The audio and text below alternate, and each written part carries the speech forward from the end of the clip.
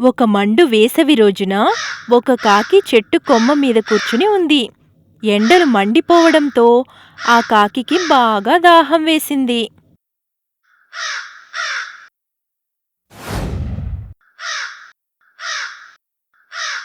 దాహం తీర్చుకోడానికి నీళ్లను వెతుకుతూ కాకి ఎగురుతూ పోయింది. కాని పాపం, కాకికి ఎక్కడా నీళ్లు కనబడలేదు. అది ఒక బావి మీద వాలి చూసింది. ఎక్కడా నీరు కనబడలేదు.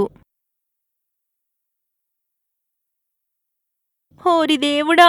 నాకు చాలా దాహంగా ఉంది, తట్టుకోలేకపోతున్నాను అనుకుంది. కాకి కుండని చూడగానే చాలా సంతోషించి ఎగిరి వెళ్లి కుండ మీద వాలింది. కుండలోనికి తొంగి చూడగానే కాకి ఆశ నీరు కారిపోయింది. ఎందుకంటే కుండలో నీళ్లు చాలా అడుగునున్నాయి.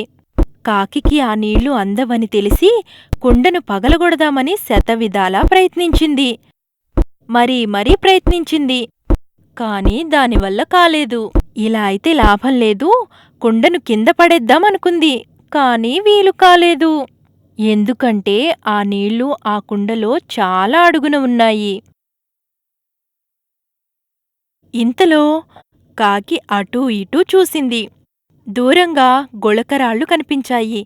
కాకికి వెంటనే ఒక ఉపాయం తట్టింది.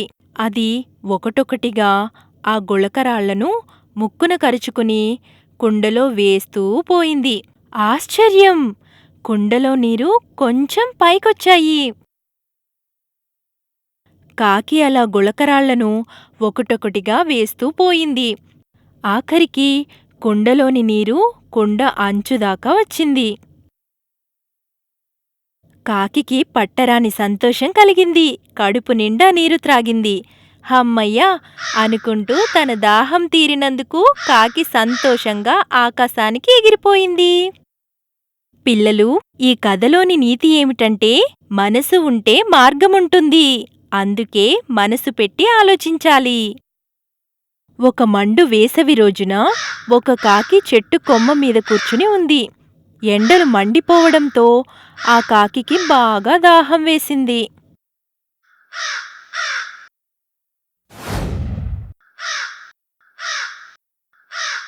దాహం తీర్చుకోడానికి నీళ్లను వెతుకుతూ కాకి ఎగురుతూ పోయింది.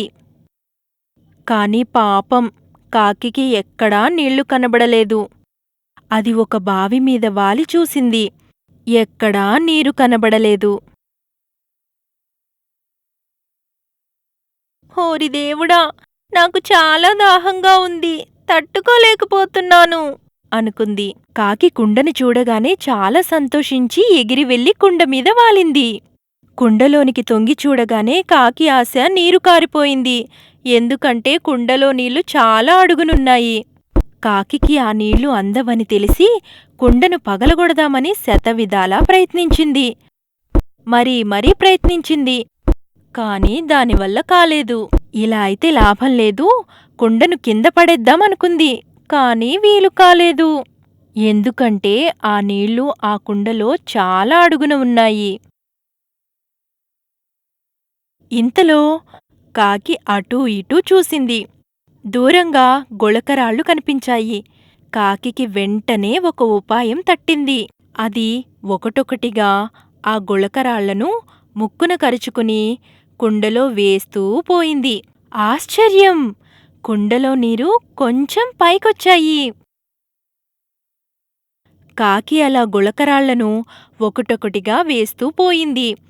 ఆఖరికి కుండలోని నీరు కుండ అంచుదాకా వచ్చింది. కాకికి పట్టరాని సంతోషం కలిగింది. కడుపు నిండా నీరు త్రాగింది. హమ్మయ్యా అనుకుంటూ తన దాహం తీరినందుకు కాకి సంతోషంగా ఆకాశానికి ఎగిరిపోయింది.